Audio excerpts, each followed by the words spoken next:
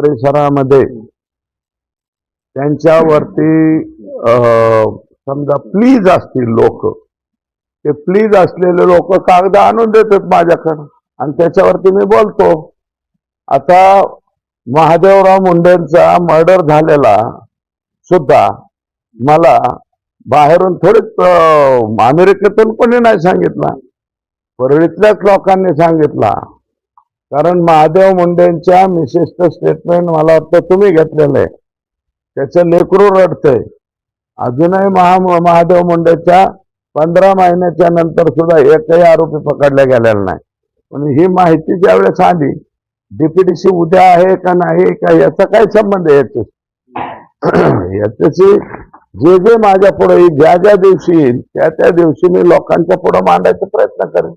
73 कोटी रुपये उचलणं म्हणजे भाजपाला नाही राव, लय अवघड आहे.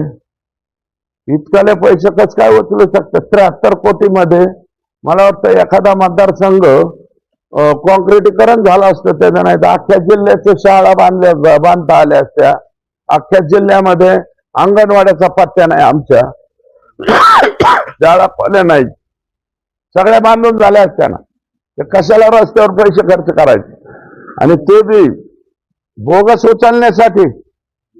इतकाले बोगस उचले तर सर बोगस मान्य करू, लाख लाख रुपयाचं उचललं, 25,000चं उचललं, 25 लाखाचं उचललं. 25 पैसे सुद्धा उचलता येत नाहीत. 73 पैसे बोगस उचलता येत नाहीत. आणि याच्यामध्ये सरकारने कळवलंय एका ठिकाणी, तर इथं डुप्लिकेशन झाले ऊस बारदापूर रस्त्यावर. ऊस बारदापूर रस्ता म्हणजे कोणी करताय? यांचंच मतदारसंघातला असं मला नाही माहित बाबा, मी एवढा फिरलेलो नाही जिल्हा. पण पत्रकार मंडळींना माझी विनंती, एवढा सायगाव तिकडच दिसतंय मला असं वाटतं. शीतल कुमार बल्लाळ म्हणून पीआय होते, त्यांचा ऑडिओ क्लिप जो आहे तो व्हायरल झाला होता वाल्मिक कराड त्याच्यासोबत बोलताना.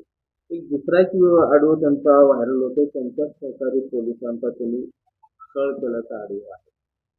ऐकलं उद्या ते कोण ज्यांच्या कोणाचा चर्चा झाला असेल ते बल्लाळ देव जो काय आहे त्याच्यावरती काय त्यांची तक्रार असेल, तक्रार एसपीकडे करावी.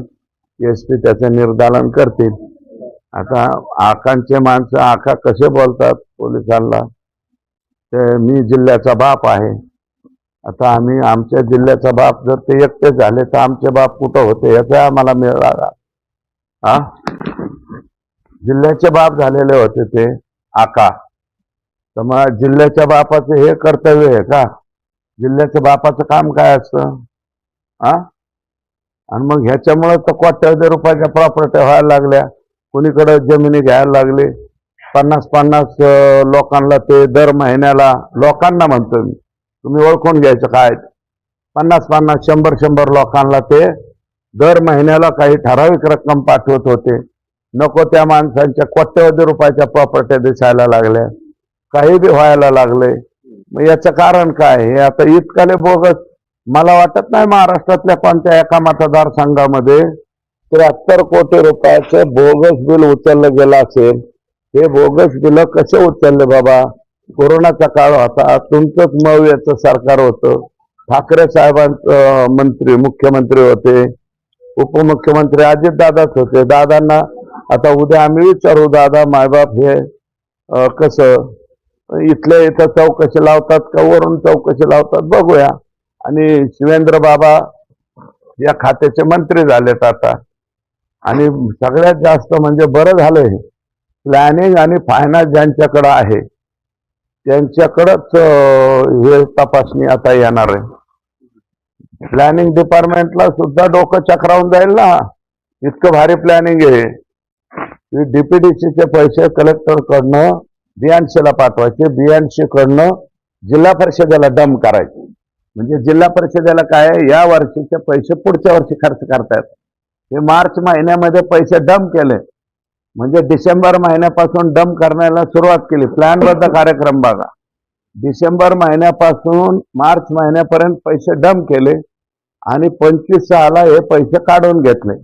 कारण पैसे कुठे आहेत? जिल्हा परिषद. मग बिल कुठून काढायचे? बीएनसीचे.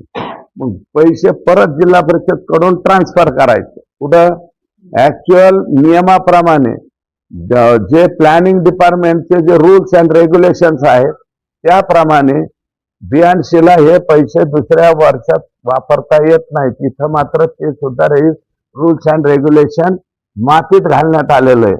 जिल्हा परिषदेकडून पैसे ट्रान्सफर केले बियाणशीला आणि बिल बियाणशीकडून काढून घेतले.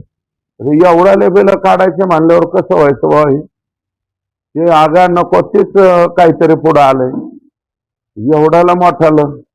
आणखी कोणाला काय विचारायचं असलं तर बोला, संपलं. मतदारसंघातली एक घटना आहे शेरावरची, सौरव भोंडे नावाची. बुडून मृत्यू झाला असं प्राथमिक अंदाज आला, मात्र त्याची हत्या झाल्याचे त्याचे नातेवाईक आरोप करतात. तुम्ही देखील पोलिसांना बोलले, नेमके काय करतात?